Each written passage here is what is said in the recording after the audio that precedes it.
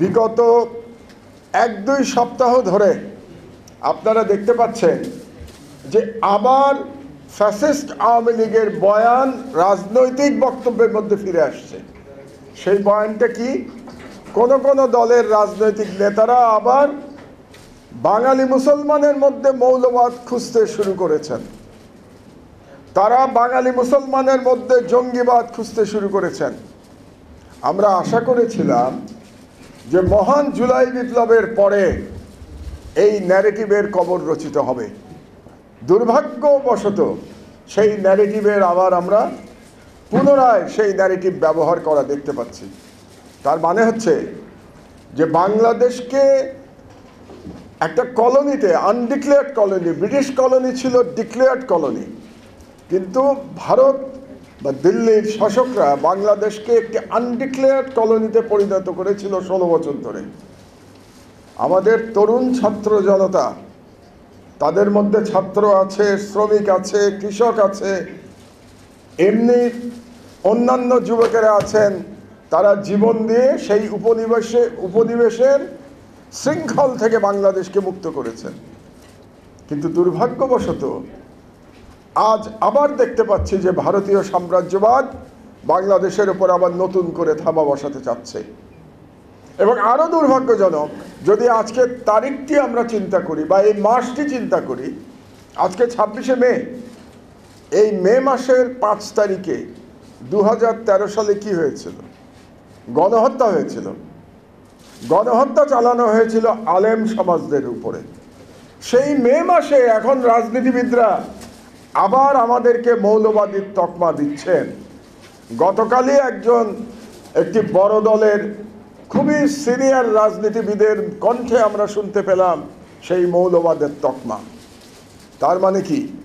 এবং আবার তারা কি বাংলাদেশের মুসলমানদের, যারা 90% মুসলমান সংখ্যাগরিষ্ঠ, তাদেরকে তারা মৌলবাদী আখ্যা দিয়ে তারা কি আবার বাঙালি মুসলমানদের উপরে হাসিনার মতো জুলুম চালাতে চাচ্ছেন? কারণ যখনই আপনি আদারাইজেশন করবেন, আস অ্যান্ড দেম, এই আদারাইজেশনের মাধ্যমেই কিন্তু জুলুম শুরু হয়। শেখ হাসিনা এই আদারাইজেশনের মাধ্যমে গণহত্যা শুরু করেছিল, জুলুম শুরু করেছিল আলেম ওলামাদের উপরে, ধার্মিক মুসলমানদের উপরে। আজকে আবার সেই জঙ্গি তত্ত্ব, সেই মৌলবাদ তত্ত্ব আমরা শুনতে পাচ্ছি দুর্ভাগ্যজনকভাবে।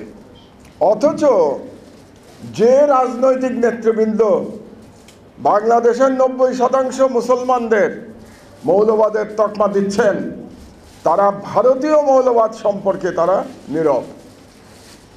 আপনারা অনেকেই হয়তো জানেন না, কিংবা জানলেও হয়তো খেয়াল করেন নাই, 24শে মে 2 দিন আগে উত্তরপ্রদেশে 4 জন মুসলমান যুবককে প্রায় উলঙ্গ করে পিটিয়ে তাদেরকে মৃত্যুর মুখোমুখি দাঁড় করানো হয়েছে। কারা করেছে? তথাকথিত গোরক্ষা সমিতি ভারতের। তারা কারা? তারা শাসক বিজেপির অংশ। তারা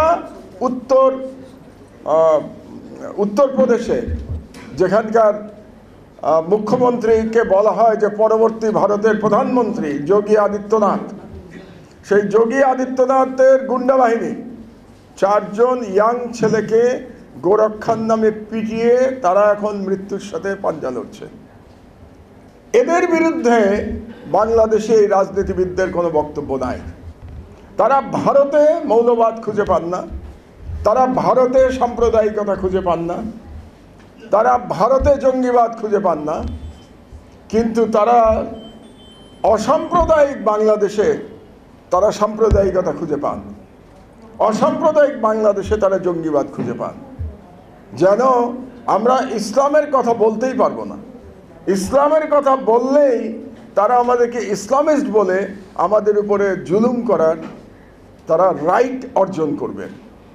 সুতরাং এই কারণে আমি বলছি যে এই যে ভারতীয় সাম্রাজ্যবাদের দালাল গোষ্ঠী, যারা বাংলাদেশের সংখ্যাগরিষ্ঠ মুসলমানদের জঙ্গি বলতে চায়, মৌলবাদী বলতে চায়, তাদের বিরুদ্ধে শুধুমাত্র পলিটিক্যাল লড়াই করলে হবে না, তাদের বিরুদ্ধে কালচারাল লড়াইটা অব্যাহত রাখতে হবে।